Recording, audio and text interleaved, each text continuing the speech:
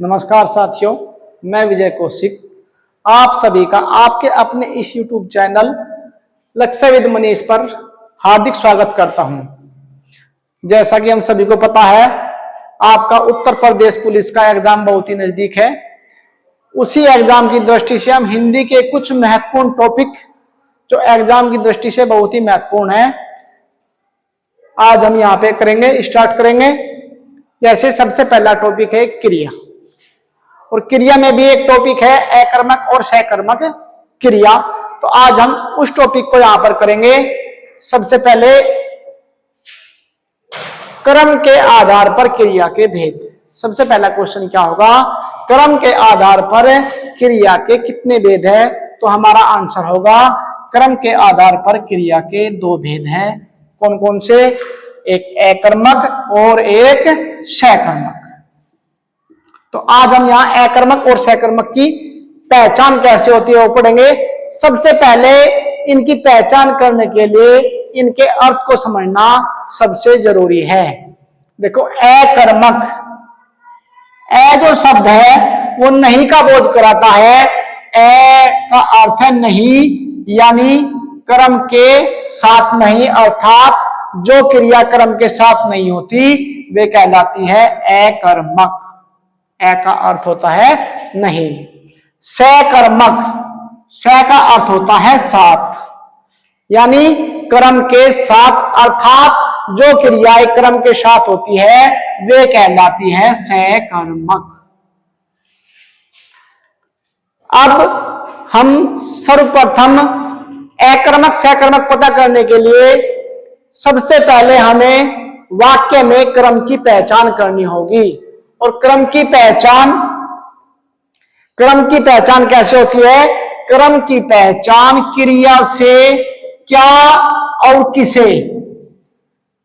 दोबारा फिर, क्रम की पहचान क्रिया से क्या और किसे, दो प्रश्नों के करने से क्रम की पहचान होती है। क्या और किसे समझो। देखो, जैसे मोहन क्रिकेट खेलता है। मोहन क्रिकेट खेलता है, क्रिया क्या है? खेलना। तो अब इसमें क्रम की पहचान कैसे होगी? क्या खेलता है, क्या खेलता है। तो क्या का आंसर क्या आया? क्रिकेट खेलता है। क्या खेलता है? क्रिकेट खेलता है। तो क्या इस वाक्य में क्रिकेट हमारा कर्म है। क्रम की पहचान कैसे होती है? क्या और किसे प्रश्न के द्वारा क्रम की पहचान होती है। जैसे एक उदाहरण से और सुनो। माता जी बच्चों को सुलाती है। माता जी बच्चों को सुलाती है। इस वाक्य में क्रम का पता करो। तो क्या बताया? क्रम की पहचान कैसे होती है? क्रिया से दो प्रश्न, क्या और किसे। किसे सुलाती है? बच्चों को सुलाती है। यहां पर बच्चे क्या होंगे? बच्चे उस वाक्य में कर्म होंगे। तो क्रिया की पहचान क्या और कर्म की पहचान, क्या और किसे प्रश्न के द्वारा क्रम की पहचान होती है। अब अकर्मक और सकर्मक वाक्य में पता करने के लिए दो तरीके होते हैं। पहला तरीका क्या है? पहला तरीका है कर्ता प्लस क्या प्लस क्रिया। सब प्रथम क्या करना है? कर्ता प्लस क्या प्लस क्रिया। और यदि हमें इस क्या का आंसर मिल जाता है, यदि हमें इस क्या का आंसर मिल जाता है तो क्रिया कैसी होगी? सकर्मक। और यदि इस क्या का आंसर वाक्य में या हमारे सोचने से नहीं मिलता तो क्रिया कैसी होगी? अकर्मक।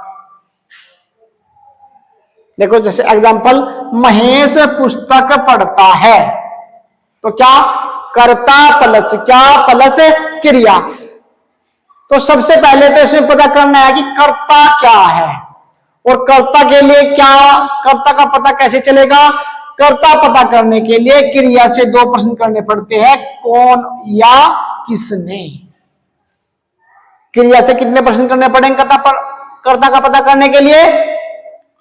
कौन या किसने। तो कौन पढ़ता है? महेश। इसका अर्थ महेश क्या है? महेश है कर्ता, प्लस क्या?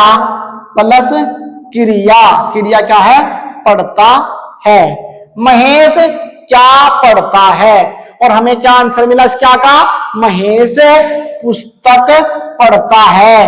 जब क्या का आंसर आपको मिल गया तो पढ़ना कैसी क्रिया होगी? पढ़ना सहकर्मक क्रिया होगी। महेश खेलता है। करता कौन है? कौन खेलता है? महेश। तो महेश प्लस क्या? प्लस क्रिया। महेश क्या खेलता है? अब यहां पर एक बहुत इंपॉर्टेंट बात है, महेश क्या खेलता है। अब इस क्या का आंसर वाक्य में तो हमें मिल नहीं रहा। महेश क्या वाक्य में तो कोई आंसर है नहीं इसका, लेकिन अकर्मक और सहकर्मक पता करने के लिए यदि इस क्या का आंसर हम सोच भी सकते हैं, हमारे सोचने से भी इसका आंसर मिल जाता है, तो भी क्रिया सहकर्मक ही होगी। जैसे महेश क्या खेलता है? कुछ न कुछ तो जरूर खेल रहा होगा। फुटबॉल खेलता है, क्रिकेट खेलता है, लूडो खेलता है, वॉलीबॉल खेलता है, कोई ना कोई खेल तो जरूर खेल रहा है। तो कुछ न कुछ तो जरूर खेलता है। तो यदि सोचने से भी हमें इस क्या का आंसर मिल जाता है तो भी क्रिया सहकर्मक ही होगी। तो इसका अर्थ क्या है? खेलना कैसी क्रिया है? खेलना एक सहकर्मक क्रिया है। देखो, राकेश हंसता है। तो कर्ता क्या है? कौन हंसता है? राकेश। कर्ता प्लस क्या? प्लस क्रिया। राकेश क्या हंसता है।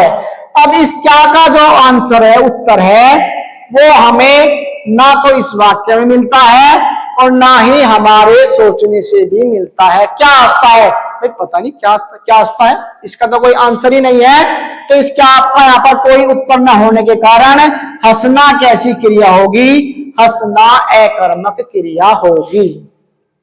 महेश रोता है। तो सर्वप्रथम क्या? कर्ता कौन है? कौन रोता है? महेश। कर्ता प्लस क्या? प्लस क्रिया। महेश क्या रोता है। इस क्या का भी आंसर इस वाक्य में नहीं है और ना ही इस क्या का आंसर हम कुछ सोच सकते हैं। और जब इस क्या का आंसर ना हमारे पास है और ना वाक्य में है, तो क्या का आंसर जब नहीं मिलेगा तो रोना कैसी क्रिया होगी? अकर्मक। एक उदाहरण हो, सोहन दौड़ता है। कर्ता कौन है भाई? कौन दौड़ता है? सोहन। कर्ता प्लस क्या? प्लस क्रिया। सोहन क्या दौड़ता है। अब क्या दौड़ता है सोहन? इसका आंसर है कोई? ना हमारे पास है, ना ही इसका आंसर वाक्य में है, ना ही हम इसका कोई आंसर सोच सकते हैं। और जब क्या का कोई आंसर आपको नहीं मिलेगा तो क्रिया हमेशा कैसी होगी? अकर्मक। क्रिया कैसी होगी? अकर्मक। ठीक है, ये था अकर्मक और सहकर्मक पता करने का पहला तरीका। सबसे पहला टॉपिक क्या है? क्रिया। और हमने क्रिया का क्या करना है? क्रम के आधार पर क्रिया के भेद पढ़े। क्रम के आधार पर क्रिया के भेद कितने भेद होते हैं? दो भेद होंगे क्रम के आधार पर। कौन कौन से? अकर्मक और सहकर्मक। अकर्मक सहकर्मक पता करने के लिए सबसे पहले क्रम की पहचान करनी होगी। और क्रम की पहचान कैसे होगी? क्रिया से दो प्रश्न करने से, क्या और किसे। क्या और किसे। जैसे मोहन क्रिकेट खेलता है, तो क्या खेलता है? क्रिकेट। क्रिकेट इस वाक्य में क्रम है। तो अकर्मक सहकर्मक का पहला तरीका क्या है? कर्ता प्लस क्या? प्लस क्रिया। और इस क्या का आंसर हमें प्राप्त करना है। यदि क्या का आंसर सहकर्मक है तो क्रिया क्या का आंसर मिल जाता है तो क्रिया सहकर्मक है। और यदि क्या का आंसर नहीं मिलता तो क्रिया कैसी होगी? अकर्मक। सिर्फ इस क्या का आंसर लेना, और क्या का आंसर सकर्मक आंसर है तो सकर्मक, यदि नहीं है तो अकर्मक। वो इसका क्या का आंसर हमारे सोचने से मिले या हमें वाक्य में मिले, सिर्फ इसका आंसर लेना है क्या का। महेश पुस्तक पढ़ता है, सबसे पहले तो इसमें कर्ता का पता करो, कौन पढ़ता है, महेश। कर्ता प्लस क्या, प्लस पढ़ता है। महेश क्या पढ़ता है, पुस्तक पढ़ता है, तो क्रिया कैसी होगी, सकर्मक। तो पढ़ना कैसी क्रिया है, सकर्मक। महेश खेलता है, महेश क्या खेलता है, कुछ न कुछ जरूर खेलता है।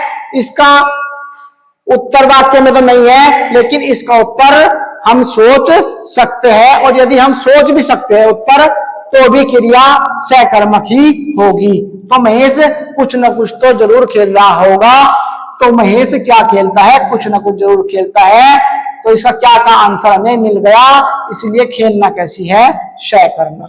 महेश रोता है, महेश क्या रोता है, इस क्या का आंसर वाक्य में भी नहीं है और वाक्य में भी नहीं है, और हम इसका आंसर सोच भी नहीं सकते, इसलिए रोना कैसी क्रिया है, अकर्मक। राकेश हंसता है, राकेश कर्ता कौन है, कौन हंसता है, राकेश। प्लस क्या, प्लस क्रिया। राकेश क्या हंसता है, कोई आंसर नहीं है, ना हमारे पास है ना वाक्य में है, तो क्रिया हंसना कैसी क्रिया होगी, अकर्मक। सोहन दौड़ता है, सोहन क्या दौड़ता है, सोहन क्या दौड़ता है, इस क्या का भी आंसर हमारे पास नहीं है, तो दौड़ना कैसी क्रिया होगी, अकर्मक। ये था इसका पहला तरीका। इसके बाद हम अकर्मक सकर्मक की पहचान का दूसरा तरीका पढ़ेंगे।